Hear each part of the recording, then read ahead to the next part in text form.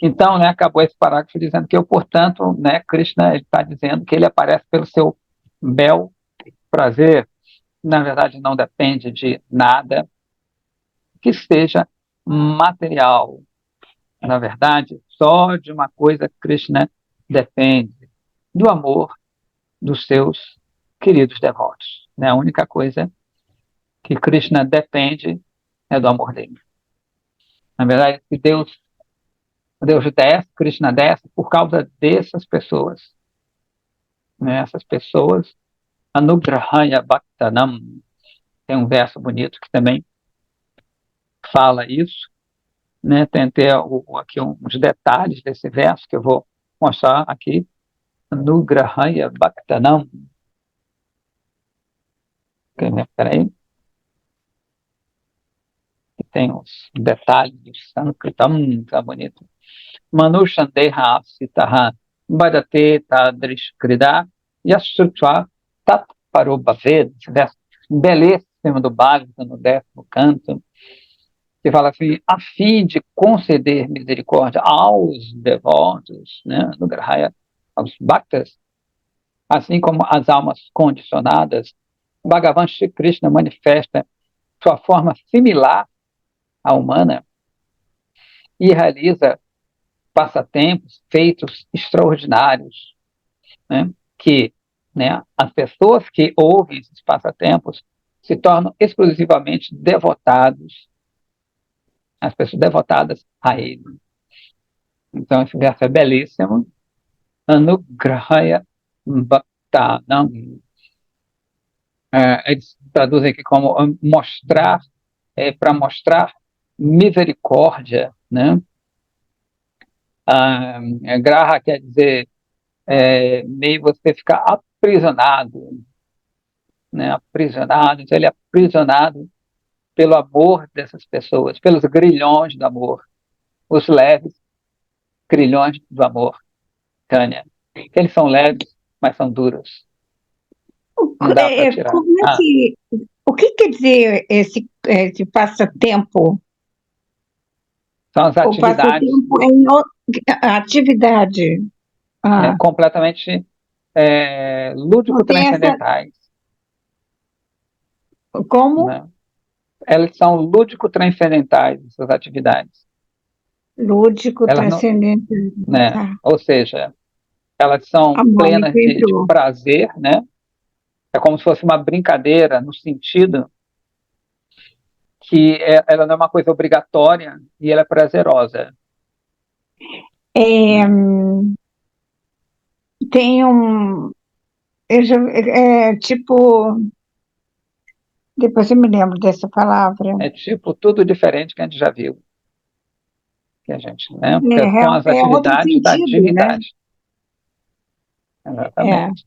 Porque, como a gente estava falando antes, se a gente acha que Deus trabalha ou que faz alguma atividade, a gente se remete às nossas atividades, né? A Uhum. gente faz essa projeção.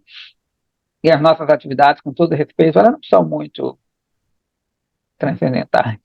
Não são nem um pouco Não. transcendentais, né? Inclusive, porque as nossas atividades, elas são levadas a cabo pela própria, como ele falou antes, já pela natureza material. Não são feitas por mim mesmo. O eu não faz. Por isso que é super importante saber essa diferença entre o corpo e o espiritual, o transcendental. Né? Então, na verdade, o eu, ele não faz nada. Né? Quem está falando agora, quem está mexendo a mão, né? Não é o eu. Né? O ele está aqui dentro, ele que está dando força, energia para que o corpo movimente, mas ele mesmo não está fazendo nada. Né? Porque ele transcende a matéria também. Né? Então, não sou eu. Isso que eu penso que eu sou, não sou eu. Então, as atividades, só que como não existe diferença entre o corpo da divindade e a própria divindade, também óbvio que não vai existir diferença entre a atividade da divindade e a própria divindade. Né? porque ela não tem um corpo, ela é quem ela é. A gente já está identificado com uma identidade que não é nossa. Daí, por isso que a gente fala que está em ilusão, né? A gente está envelhecendo, mas o eu não envelhece. Não. A gente pensa que é homem, que é mulher, mas o eu não está sujeito a essas dualidades. Na verdade, aí é a causa de todo o nosso problema, né? Então, a gente pensa que a divindade vai ser similar a nós. Ou então, como a gente falou, do outro tipo, inclusive, interessante, o Bhaktivinoda Thakur, no Chaitanya Shikshamitra, ele fala de vários tipos de pessoas, é muito legal. Entre os moralistas ateístas, os moralistas teístas, ele vai classificando, nossa, é bacana, muito bacana, muito legal, né? Então, um exemplo, né, diz que os moralistas ateístas têm subdivisões que eles acham que é legal ter religião. Não, religião é bom, né? Porque se tem uma religião, apesar de eles não acreditarem em Deus, mas acham assim, é importante que exista esse conceito de ter um Deus, porque a pessoa vai ficar com medo e ela vai agir de uma forma moral. Aí tem um moralista ateísta que não corrobora com essa visão. É muito interessante. Tem os nomes em sânscrito, né, bacana, e tem pessoas que estão em vários níveis, né, mais animalesco, porém a, aceitam um ser superior ou uma energia superior. E é legal que a gente vai enquadrando as pessoas e a gente mesmo. É muito legal, né? Enfim, vai ficar para outro dia. Uhum. Então, voltando aqui ao nosso texto no Grahaya Bhaktanam Manushandeham Astitaham, é interessante que, como sânscrito, você pode ler ele, se eu trocar, vai dar no mesmo, ou se eu trocar um pouco, ele pode mudar um pouco, né? A ordem, porque como é uma língua declinada, né? Na verdade, são os santos que estão falando, isso aqui dá vários significados bem interessantes. A manusha vem de mano, mano quer dizer humano, né? Mas aqui eu posso interpretar dizendo que Deus desce como ser humano, como derra, derra quer dizer corpo também, né?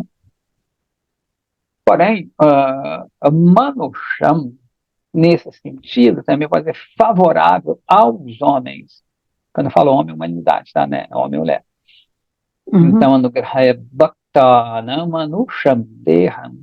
Ó, então, eu posso até ler como ele, não é que ele vem no corpo similar humano, eu venho ele num corpo que vai ser favorável à humanidade. Muito legal isso aqui, muito bacana, né? Manusham deham astitha, né? Astitha quer dizer ficar próximo. Então, né, devido a esse encadeamento, digamos assim, um grau também pode ser planeta. Esse verso aqui é muito bonito, né? Tem os Navagraha, que são os 9 planetas. E Graha também quer dizer atrair. Por quê? Porque o planeta ele tem uma força gravitacional. Anu quer dizer junto de. Olha que legal. Anugrahaya Bhakta, não. Então, que os bhaktas, ou seja, aqueles devotos que praticam bhakti, anugrahaya, eles atraem, né, Krishna, né, porque eles estão anugrahaya, então eles estão atraindo Krishna. Então, Krishna pode estar dizendo aqui, né, que ele botou aqui anugrahaya, para mostrar misericórdia, né, que é no sentido que ele está sendo atraído, na verdade, pelos bhaktas, e ao mesmo tempo ele vai mostrar essa misericórdia aos outros que estão ao redor. Anugrahaya, faz tanta coisa. Aqueles que seguem, Anu quer dizer que segue, está cola perto, daqueles que estão atraindo Krishna. Ó, só essa primeira frase aqui já é belíssima. Então eu posso ler isso aqui de várias formas, sempre assim, denotando o porquê que Krishna vem a esse mundo.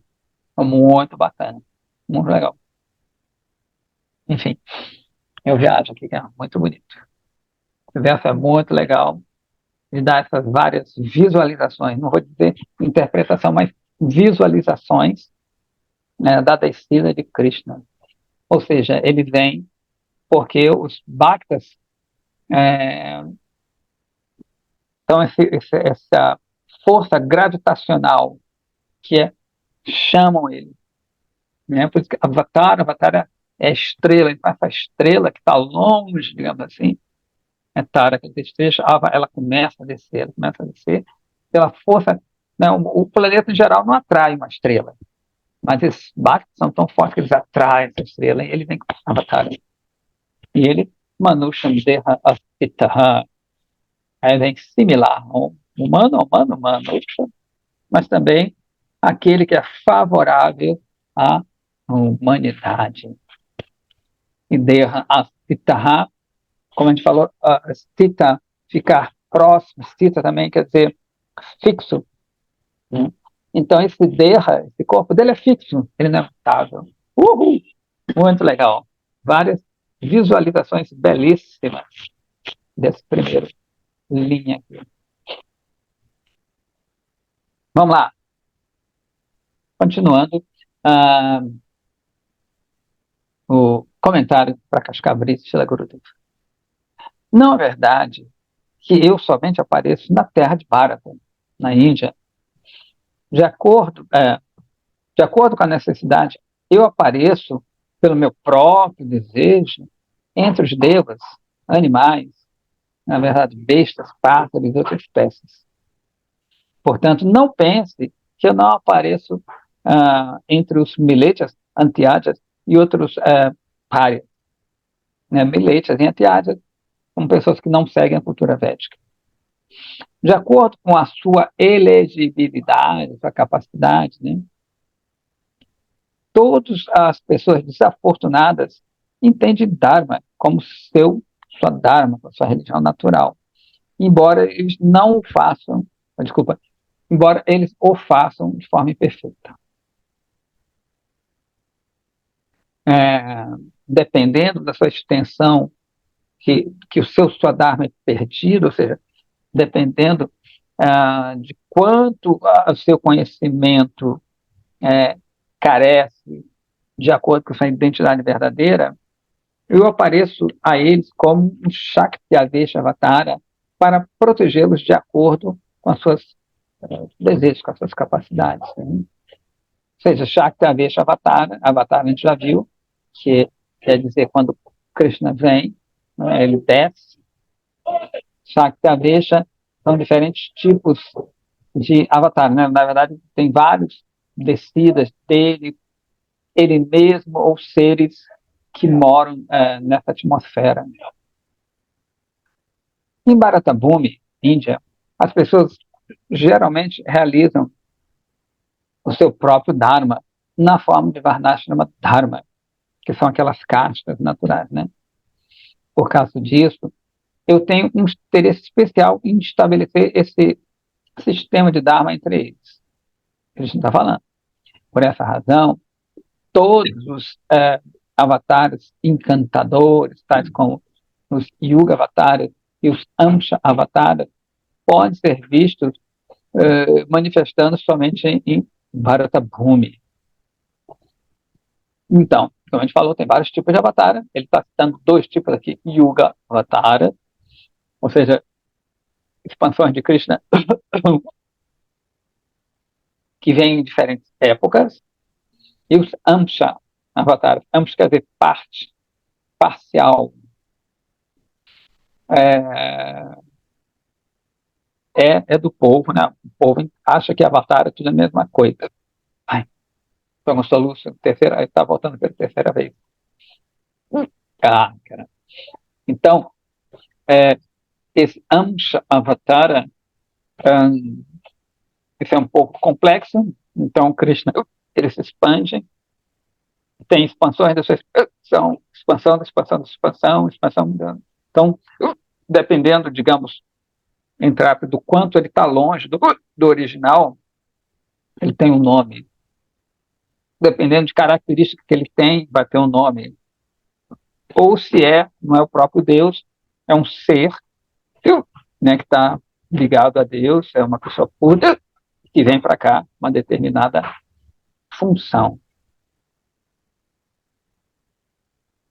Em lugares onde não existe esse Varnashram Dharma, as pessoas não podem praticar de forma apropriada Nishkama Karma Yoga, ou seja, aquele yoga que né, aquela ação que não está interessado no seu fruto, Nishkama. Então, de novo, em lugares onde não existe esse sistema Varnashram Dharma, as pessoas não podem praticar de forma apropriada Nishkama Karma Yoga ou a sua que é Jnana Yoga. E ainda o seu fruto mais elevado, Bhakti Yoga, como a gente viu nos outros capítulos, né, que se faz Nishkama Karma Yoga para poder alcançar Jnana Yoga e depois, melhor ainda, Bhakti Yoga. Ainda assim, qualquer vestígio de Bhakti que manifeste entre essas pessoas fora de caixa pode ser atribuído à fé repentina, né? Fé devocional gerada pela misericórdia do meu Bhakta. Então, mesmo que a pessoa ela não siga a cultura védica, né, seja em outra história, ela pode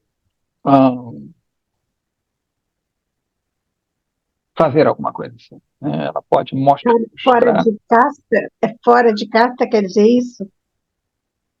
Quando eles falam que outcast, é que, na verdade, não segue a cultura védica. Como antigamente, né, os bárbaros, eles chamavam aqueles que não seguiam a cultura X ou Y. Mas, na verdade, o outcast, mesmo fora de casta, né, ou paga, ele é que não segue a cultura védica. Né? Na cultura Vaishnava, mesmo se você não segue a cultura védica, mas você é um Vaishnava, você adora a Deus, não tem problema nenhum. Aliás, só tem solução. Verso 8. Paritranaya sadunam vinashaya chadrushtam dharma santapanarthaya sambhavami yuge yuge. Ó, tem yada no começo e no final. Yuge, fechando os dois versos. Para proteger meus puros bhaktas, aniquilo os malévolos e restabeleço o Dharma. Dessa forma, eu apareço em cada yuga, yuge, que. Então, aqui ele está sendo mais específico do que no verso anterior.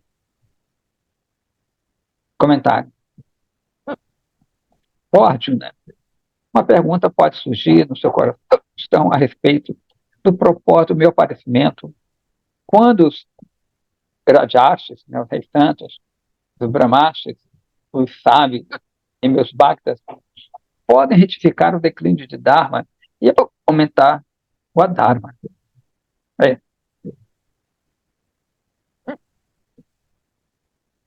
Podem retificar o declínio do Dharma e o aumento da Dharma. Né? Tá certo. Então, né, o Krishna está falando assim,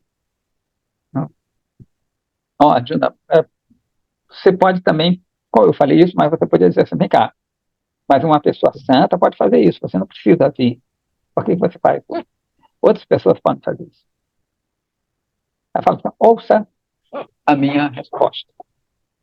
Embora seja verdade que eles podem fazer isso, eu apareço a fim de realizar atos que são impossíveis aos outros. Para explicar isso, eu falei esse verso começando com paritranaya. Paritranaya, quer dizer, proteger os status, né? Pari, quer dizer, em volta de, tranaya, quer dizer, proteger. Refere-se a proteger os corações impacientes, olha que bonito, dos meus ekantika bhaktas que estão sofrendo devido ao seu intenso anseio de ter a minha visão. Né? Ekantika, Bhakti, ekantika quer dizer unidirecionado, eka é um, né? Unidirecionado, ou seja, que não fica misturando, adoro fulano, cicrano, tudo é a mesma coisa. Não, é só aquele ali. Meu amado é aquele ali. Então, ele aqui está especificando mais ainda, né? Ou seja, ele vai proteger, não é que ele vai proteger do mal, né? Ah, ele está sofrendo, o corpo dele está sofrendo, não é isso. É o sofrimento do Bhakta mesmo, é o quê? É a saudade de Deus. Não é porque o cara está doente, tem guerra, sei lá, peste, Deus vai aparecer para ofertar. Isso são coisas da matéria, são coisas, na verdade, irrelevantes. A gente dá muita importância porque a gente está apegado a isso aqui. Mas são coisas irrelevantes. O que vai atrair Deus não é o bem ou o mal.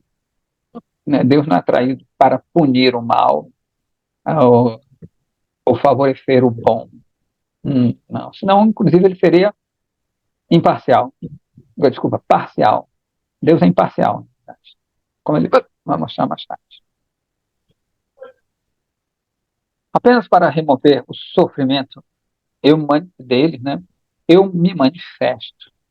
Dushkritam significa que eu apareço para aniquilar Ravana, Kamsa, Keshe e outros asuras que, né, estão provocando dor em meus bhaktas e que não podem ser mortos por ninguém mais. Dharma Sanstapanartaya significa que eu apareço para estabelecer de forma perfeita o Dharma eterno, que é dotado com tais características como Bhajna, Dhyana, Paricharya, que é serviço a mim, e Sankirtana. Não é possível para os outros fazer isso. E o Gay significa que eu apareço em cada Yuga ou Kalpa, ou seja, o dia de Brahma, aqueles dias longuíssimos. Embora os descrentes, uma pessoa não deve suspeitar que eu sou culpado de ter preconceito, de ser parcial, por matar esses descrentes com as minhas próprias mãos. Eu os protejo, olha que bonito, de irem para o inferno como resultado das suas atividades pecaminosas. E eu o libero da existência material. Você deve considerar este punimento como sendo, essa punição, como sendo minha misericórdia. Então, de novo, como sendo minha misericórdia. A punição. Ou seja, mas acabei de dizer que ele não pune. Que história é essa? Exatamente. Então, na verdade, a palavra que ele usou aqui é punição, mas ele fala que é minha misericórdia. Porque o que acontece? Minha mãe, senhora, dona Risoleta, uma vez a gente falando uma coisa, falou, mas o Deus Antigo Testamento é muito mal, mandava matar, perder o pão doce. Eu tentei explicar para ela, mas ela não entendeu. Tudo bem. Então, na verdade, se Deus, né, ele mata alguém, a razão que a gente sempre é aquela, que ninguém é morto. Né? Óbvio, se nós tivermos a visão material, a gente vai achar que o fulano morreu, o cicrano morreu. Mas quando você tem uma visão um pouco melhorzinha, a gente sabe que o eu não morre. O eu transcendental não vai morrer, o corpo vai morrer. Então, só por aí, Deus não mata ninguém. Na verdade, ninguém mata ninguém. Ninguém morre. Ninguém morre. Só o corpo que é transformado. Né? Então, quando Krishna, Vishnu, qualquer avatar, ele vem e para os nossos olhos, parece que ele matou, né? Na verdade, ele tira aquele corpo, aquela mente ali, que é negativa a ele mesmo, né? E dá uma recompensa. Ou seja, muitos desses seres que aparecem nas histórias quando Krishna, entre aspas, mata, ou eles renascem de uma forma muito melhor, com outra concepção, ou muitas vezes são liberados desse mundo. A maioria das vezes nem volta mais a nascer. Né? Porque, né, o próprio toque da divindade, digamos, se Deus vem e corta a minha cabeça, por exemplo, é uma bênção. Não é o ideal, né? Isso que a gente quer, mas seria uma bênção. Porque mas é só o toque da divindade. Quem esses asuras são muito importantes que ele citou aqui, né? Porque não é qualquer um que morre pelas mãos de Deus, né? É uma bênção. É uma bênção. A gente morre de acidente, alguém mata a gente, dá um tiros na gente, a doença, né? De forma mais mundana possível. Mas não. Então, como a gente vê nas histórias, esses seres, em geral, eles já têm um passado espiritual forte. Pode reparar. Então, não é à toa que Deus vem e cruza o caminho deles e dá essa misericórdia. Deles nascerem com formas mais apropriadas à vida espiritual ou já nem nascerem mais nesse mundo. É bem legal. Então, isso acaba com todo esse paradoxo, né, da Deus ser bom e haver miséria aqui, né, ou de Deus matar, ou mandar matar, whatever. Né? Então, isso sempre vai surgir devido à nossa projeção de valores mundanos à divindade. Isso é muito legal, e raramente você vê isso em outras filosofias. Muito raro você ver esse conceito. Né? Sempre fica uma coisa misteriosa, não se sabe, ou dá um Deus punitivo mesmo, né, que toma um lado de um e não toma o lado do outro. Na verdade, né, Deus é imparcial. Esses asuras, na verdade, eles são beneficiados por aqueles mesmo que estão sendo fustigados por ele. Exemplo, né, o Prahlada Maharaja, que é aquele garoto, que o pai dele era muito ruim, queria matá-lo e tudo mais. Então, na verdade, Nrsimhadeva, ele aparece pelo garoto, não é pelo pai, não é para matar o pai. Ele aparece porque o outro está saudoso. Né? Isso é legal. Então, como consequência, como efeito colateral, o outro vai no bojo. Então, mesmo, né, se a pessoa é muito ruim, mas tem um filho puro, mesmo como nesse caso aqui, ele quis matar e tudo, ele se beneficiou. E é muito louco isso. Né? É muito doido. Então, o próprio Krishna apareceu por causa do outro, né, da pessoa que ama ele. E como consequência dele, o outro é destruído. Na verdade, o outro é elevado. É muito interessante. Eu nunca vi esse conceito em nenhuma outra religiosidade, ou nenhuma outra filosofia. Né? É bem ligado mesmo ao transcendente, à natureza do transcendente. Então, continuando aqui para Cascavel. Sri Bhagavan estabelece Varnashrama Dharma por transmitir Shakti nos corações dos seus santos proeminentes nas ordens reais ou bramânicas. Né? Transmitir essa energia. Contudo, o próprio Bhagavan desce por três razões. Pacificar a aflição dos Bhaktas que estão sofrendo de saudade dele. Aniquilar os Asuras como Kamsa, que fervorosamente se opõe às pessoas santas e que não pode ser mortos por outros. E para propagar a mensagem de Shuddha Bhakti, ou seja, de Bhakti pura. Então, um acaba sendo a consequência do outro.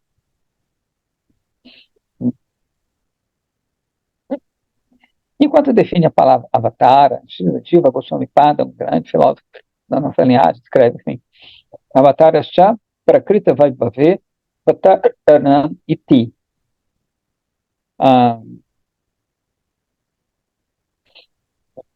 O descer, né, de Sri Bhagavan a este mundo, dessa criação material, é chamado Avatara. Srila Baladeva Vidyabhusana elucidou esse mesmo ponto com diferentes palavras. Aprapanchat prapanche vataranam kalu avatara. A descida de Bhagavan, da sua morada eterna, imanifesta nesse plano mudando, é chamado Avatara. Então a gente pode pensar assim também. Vem cá, Deus saiu da sua morada, veio para cá. Quer dizer que lá ficou um vácuo? Será que ele não está lá? Ou estaria lá? O que você acha, Tânia? Ele está nos dois lugares. Muito bem, exatamente. Exatamente. Grosso modo, ele está nos dois lugares. Né? Assim como qualquer pessoa santa que vem nesse plano, ele continua lá e aqui. Né? Não existe um vácuo. Não, está faltando. Pô, entendo. né? Temos vagas para Krishna. Né? A Krishna foi passar férias, tem vaga ali.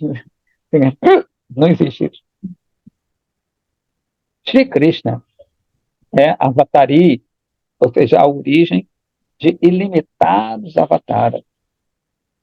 Ele, portanto, é chamado de Swayam Bhagavan, ou seja, Bhagavan original.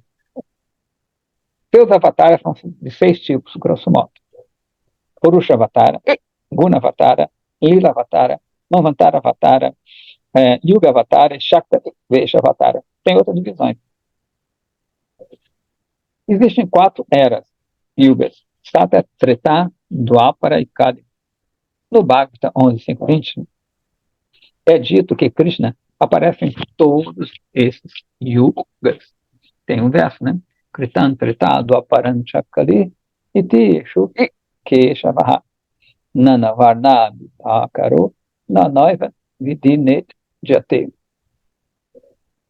Um dia da vida de Brahma se chama Kalpa. Então, Brahma, que ele fez de 4 rostos, né, que é o primeiro ser vivo, né, ele tem um dia dele se chama Kalpa, e dentro desse Kalpa, dele, existe 14 Manvantaras, ou seja, 14 períodos onde tem um ser que rege aquele período, né, chamado Mano, Takshushamano, Vishavasmano, tem vários manos nesses 14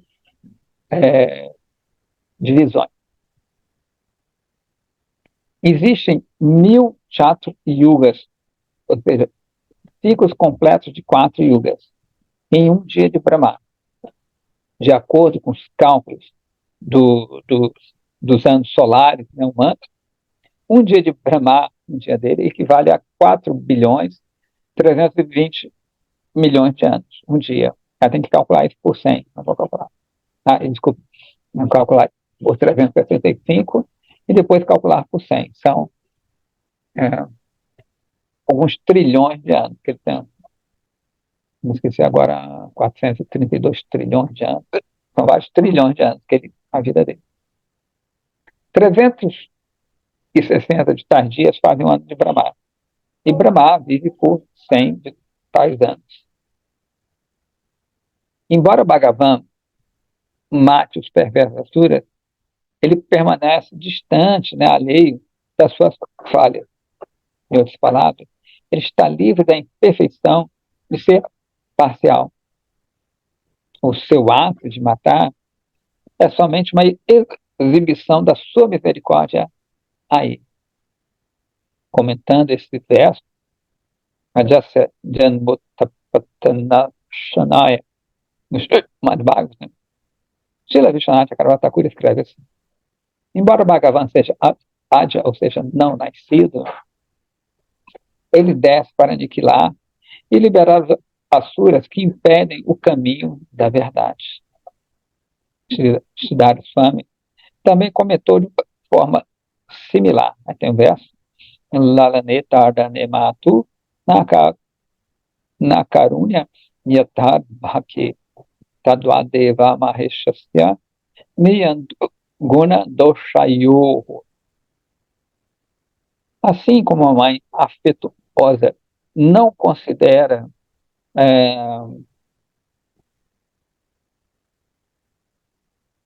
assim como a mãe afetuosa não é considerada uma pessoa de coração duro, se ela castiga seu bebê ah, no devido curso, né, da criação dele, né, Parameshwara também não é cruel quando ele disciplina as divas, ou seja, para levá-los a ter boas qualidades e diminuir as péssimas qualidades. Srila Bhaktivinoda Thakura citou Shri Krishna como se segue. Agora Krishna falando, né? Eu estabeleço Varnashrama Dharma por infundir minha Shakti, minha energia, nos santos que estão nas classes reais e sacerdotais. Isso, óbvio que são devotados a mim, porque ele pode ser um rei e está devotado. Né? Contudo, a fim de proteger meus bhaktas supremos dos não devotos, existe uma necessidade de eu aparecer. Por aparecer como Yuga Avatara, eu protejo os santos, as pessoas santas. Por eliminar os asuras malévolos, eu corrijo o declínio do Dharma. E por propagar os membros, né, as divisões de Bhakti, tanto como Shravana, ouvir e Kirtana, glorificar, eu estabeleço o Dharma eterno das divas. Eu desço em cada yuga. A partir dessa afirmação, uma pessoa deve entender que eu também, Krishna falando, né, desço em Kali Yuga nessa época. Meu avatar em Kali Yuga, Sri Chaitanya Mahaprabhu, vai estabelecer que o prema, esse amor divino que é extremamente raro, né, ele vai estabelecer isso pelo processo de Nama Sankirtana, ou seja, de você cantar o nome. Este avatara não tem nenhum outro propósito. E como o maior dos avataras, ele permanecerá oculto das pessoas comuns, que são comuns. Né? Meus Paramabhaktas, ou seja, meus devotos supremos, vão se sentir naturalmente atraídos a ele. E você, Arjuna, vai perceber isto quando você aparecer comigo nessa época. Ou seja, Arjuna vai aparecer já apareceu, né, na verdade, com Chaitanya Mahaprabhu. A característica mais maravilhosa deste avatar oculto, né, que liberta as pessoas de Kali Yuga, é que ele reforma a mente, a natureza dos malévolos, por abençoá-los com amor divino, por meio do canto do Nama Sankirtana, ao invés de completamente aniquilá-los, como das maneiras anteriores dos meus avatares. Então, uma característica de Chaitanya Mahaprabhu é que ele não exibe esse ato de aparentemente matar, ele mata a tendência.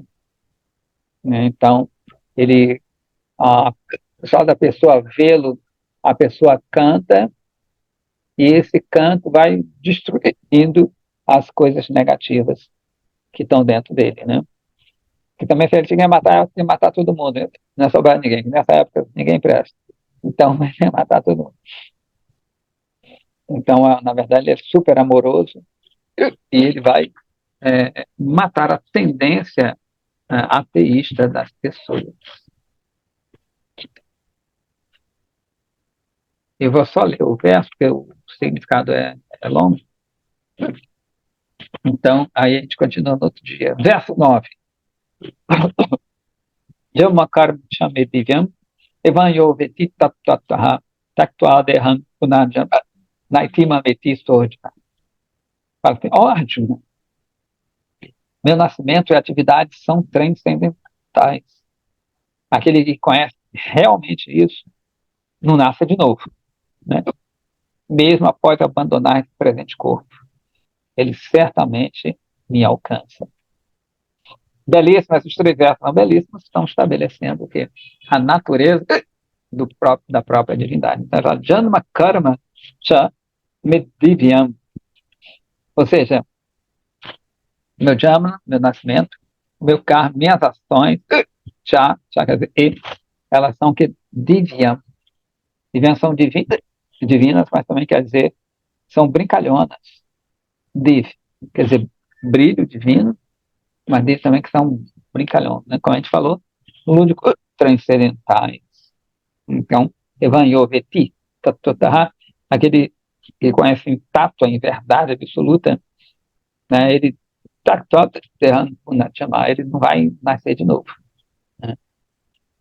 Olha, isso aí é certo que ele fala.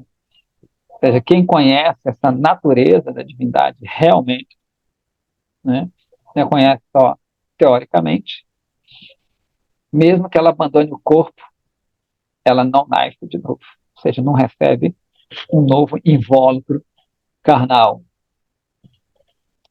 Então, ficaremos por aqui. Se tiver alguma dúvida, alguma pergunta, essa é a hora, Chaitanya Nobre. Olha, eu adorei, adorei. Eu entendo. Eu não consigo fazer uma pergunta agora. Eu fiz Sem problema. algumas dúvidas eu tirei de você e eu tenho. Isso é muito lindo, é muito vasto. A minha inteligência é muito pequenininha para eu ter a audácia de fazer uma pergunta agora, entendeu? Não, tranquilo. Mas lembrando que isso aqui não depende de inteligência. Não depende. Eu, eu preciso primeiro, eu tenho que ver assim, como se eu estivesse vendo um quadro todo, e depois eu vou Não, pela tranquilo. parte. Entende? Eu estou Não, tá. vendo, Mas, de novo, isso não depende da nossa inteligência, tá? Isso aqui não. não depende. Não. Tem pessoa que é super inteligente e nunca vai entender isso. Tem pessoa que é, vamos botar assim, ignorante, bate. Isso aqui não depende, entendeu? Eu Porque senão acredito. dependeria de algo material. A inteligência não é material. Isso aqui é a graça divina. Isso aqui é a misericórdia dele. É a gente que tem que se abrir para isso aqui. Aí você vai falar bem, você vai entender. Né? Senão, grandes intelectuais têm entendido isso, não estão nem aí, estão nadando na matéria aí. Não quer dizer nada, não. Isso aí, ó. Não depende de inteligência, idade, poder econômico, não tem nada disso. Não tem nada disso. Não caia nessa, cuidado.